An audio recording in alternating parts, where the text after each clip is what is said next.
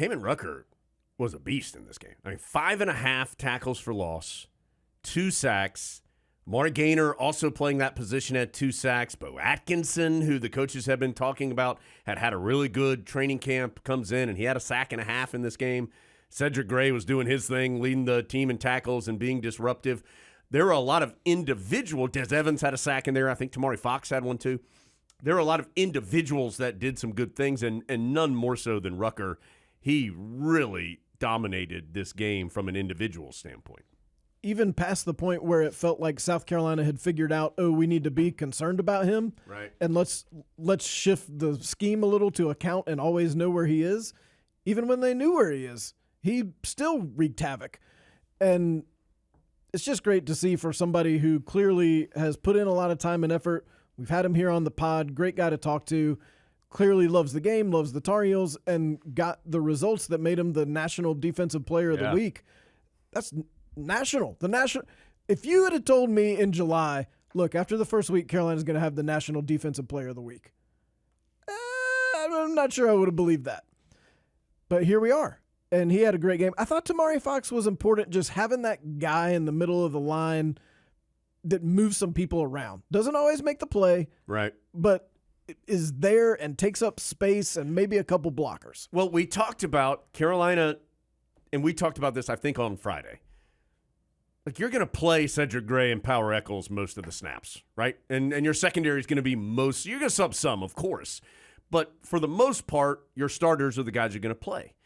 It's really that front four where the depth comes into play, and I thought you saw it on Saturday from the Tar Heels. They rotated a bunch of guys, and a bunch of guys were effective in what they did. So that depth where Carolina has recruited very well on the defensive side of the ball the last several years, particularly on that defensive line, I thought you saw that on Saturday night. Adam, offensively, and I don't want to spend too much longer on this. I thought Chip Lindsey had a very successful first game as Carolina's offensive coordinator. And, of course, you win, so you're going to feel that way. And you've got good players, so that helps. But you could very clearly see that the Tar Heels, at least in my opinion, the Tar Heels were a little more committed to the run. They spread the ball around, which is something they've done well in the past as well.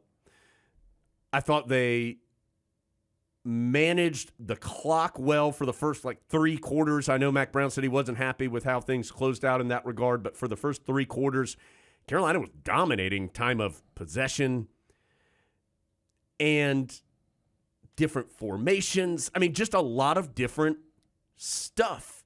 And I was just impressed by how Carolina approached the game offensively. They did some things down the field as the game went on. They focused hard on running the ball with those big backs in Brooks and Hampton.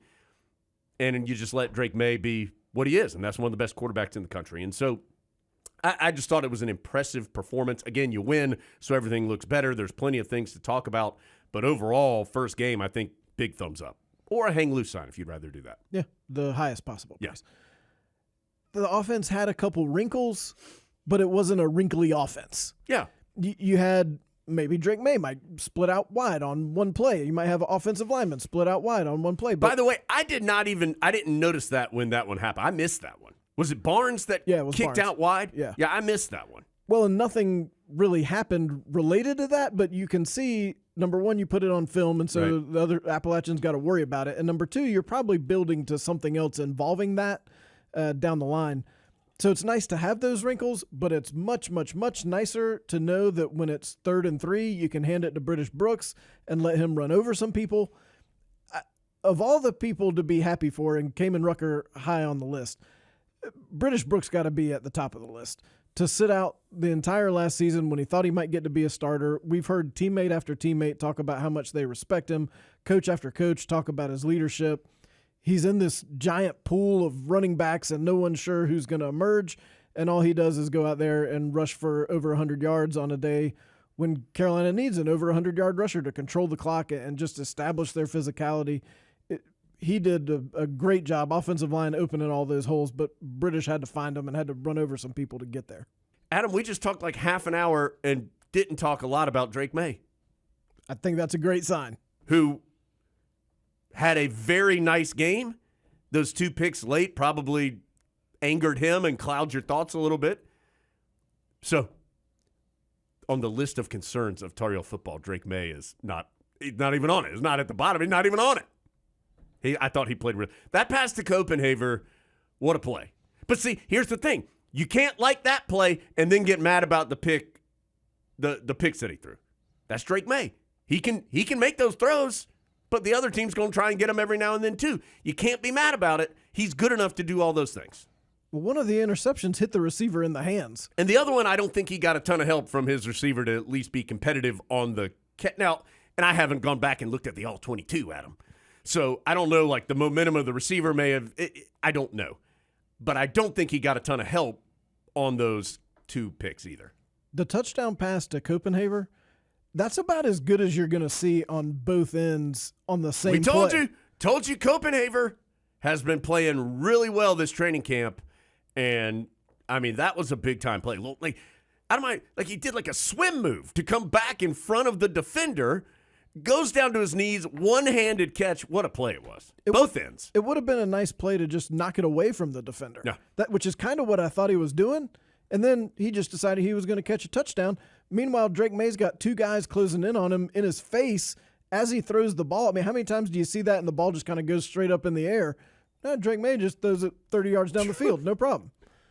Good to see Gavin Blackwell, by the way, come back and make that catch that set up a touchdown after he had 2 drops on balls that I think he catches almost every time.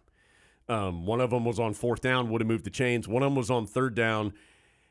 If he had caught it, it would have been short of the 1st down, but he also didn't have a Gamecock really close to him at the time. So good to see him stay in there and make a big play because I'm sure he was frustrated with what had happened. And you're glad maybe there's some history there with Drake May and Gavin Blackwell to where Drake May had the confidence to go back to him again because I think a lesser quarterback, if you drop 2, you may not get a 3rd right. thrown your direction, and he was able to go back to him, and who knows, that might pay dividends down the road.